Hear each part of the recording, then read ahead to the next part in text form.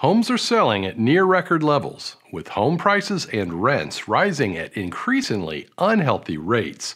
Many of our viewers have asked where all these buyers are coming from, so I went out to find an answer.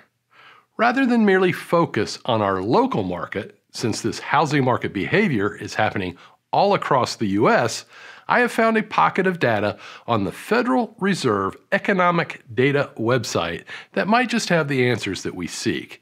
It measures the participation rate in the labor market and segments the results into 4 age ranges.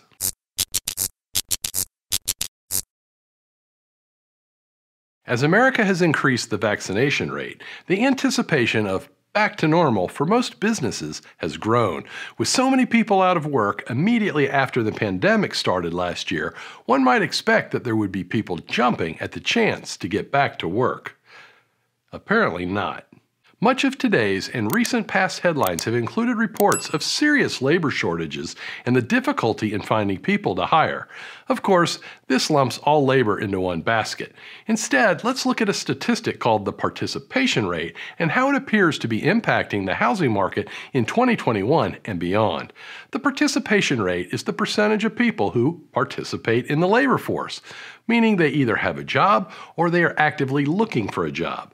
We'll break it down into 4 basic age groups, and you should know that the participation rate differs from the employment rate in that it includes those trying to find work. This graph plots the participation rate for 4 key age groups in the U.S. labor market. It clearly shows the labor force's reaction to the pandemic in the first half of 2020. All 4 age ranges saw an immediate and sharp decline in the percentage of participants in the workforce. Since that time, the vaccination period responses have had differing reactions. The reason that I chose this data set is that it allows us to dig deeper than just the overall rate. When we see unemployment, it includes a lot of people that are not really prospects for the purchase of homes. This way, we can ignore teenagers and those in their early 20s and focus on the age groups most likely buying and renting homes. The 55 and older age range, the purple line in the graph, has seen a continued decline, causing some to speculate that its group is led by a wave of early retirees. On the other hand, the 25 to 54-year-old group, the green line in the graph, is just slightly below its pre-pandemic level, and this is the group that most influences the housing market and is the focus of this report. People aged from 25 to 54 represent the largest housing market active segment of our population, and the fact that this age group had only a slightly negative response to the pandemic in the labor market is one of the primary reasons the housing market is still going strong.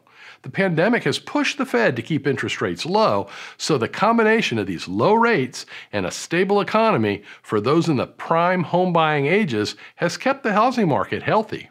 So if you ask me where are all the buyers coming from, I'm going to tell you that there are a lot of people with good jobs who are wanting to take advantage of historically low mortgage interest rates before they go away.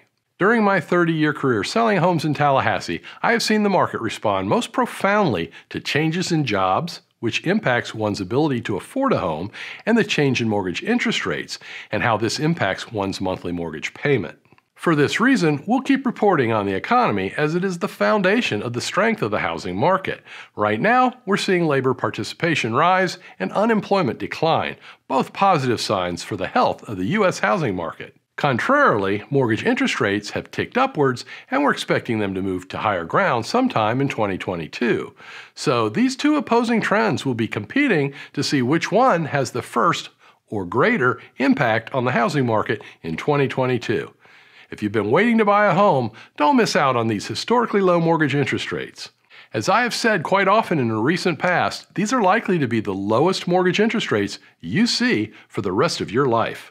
If you would like to see my recent video about 4 key trends impacting the 2022 housing market, you can view it by clicking on the box on the top left corner of your screen. To see my popular video featuring why you should not put 20% down on a home, just click on the box below it. Please remember to like this video, check out the links below it, and subscribe to our channel so that you never miss anything.